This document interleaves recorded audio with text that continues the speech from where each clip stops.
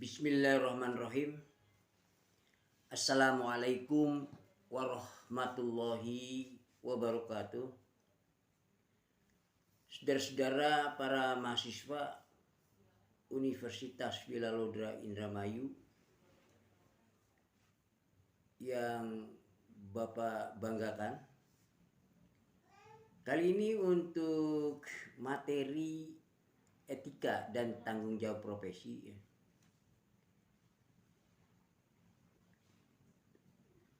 Kita lanjut aja ya untuk melanjutkan materi yang sebelumnya. Jadi ada 3 tujuan ya. Ada 3 tujuan terhadap etika profesi ini. Yaitu yang pertama, untuk memahami nilai-nilai moral yang seharusnya menjadi pedoman profesi tertentu. Kemudian yang kedua, untuk menyelesaikan masalah moral di dalam profesi. Dan yang ketiga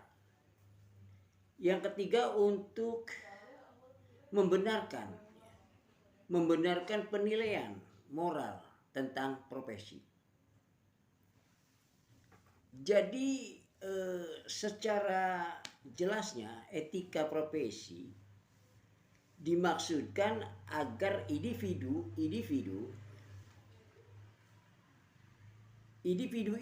profesional itu dapat mengembangkan seperangkat keyakinan, sikap dan kebiasaan yang harus ditunjukkannya itu sesuai dengan profesi mereka. Di dalam kaitan ini, jika kalau dijabarkan lagi dari 3 tujuan tadi ya, dari tujuan etika profesi tadi ya, maka dapat dikelompokkan menjadi 2 tujuan utama. Yang pertama, etika profesi itu bertujuan untuk meningkatkan kemampuan kognitif. Kemampuan kognitif ini adalah bisa dimaknai ya, semua individu di dalam aktivitas mental membuat suatu individu itu mampu menghubungkan atau menilai dan mempertimbangkan suatu peristiwa sehingga individu tersebut mendapat suatu pengetahuan yang sesudah itu dan atau mampu terhadap keterampilan ataupun kemahiran tersebut di dalam berpikir jernih yang meliputi setidaknya ada 5 pokok yaitu yang pertama itu menilai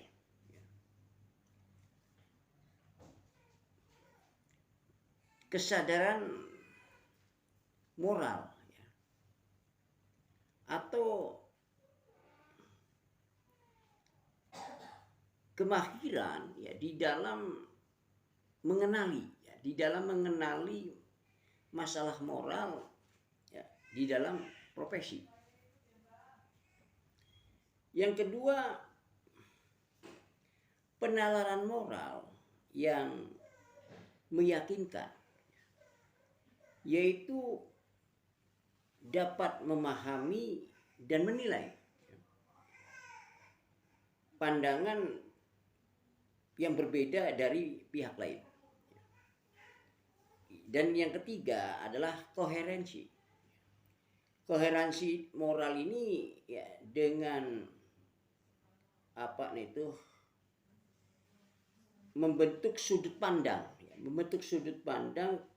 konsisten yang berdasarkan fakta tentunya. Dan yang keempat,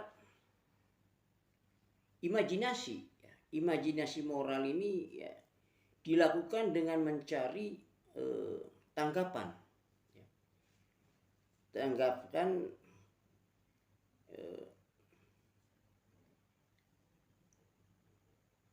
alternatif ya terhadap masalah dan tentunya mau menerima solusi kreatif dan dari pihak lain ya. Dan yang kelima, komunikasi moral. Komunikasi moral dilakukan untuk mengungkap ya, atau mengungkapkan ya, dan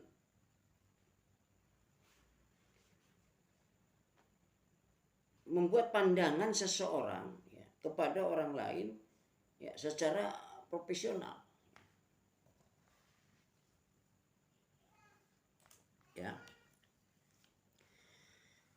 Kemudian sebagai sebagai tujuan yang kedua ya, maka etika profesi memiliki tujuan ya, agar individu profesional itu dapat bertindak ya dengan cara yang diinginkan ya, secara moral untuk menuju komitmen ya, moral ya, dan perilaku yang bertanggung jawab ya.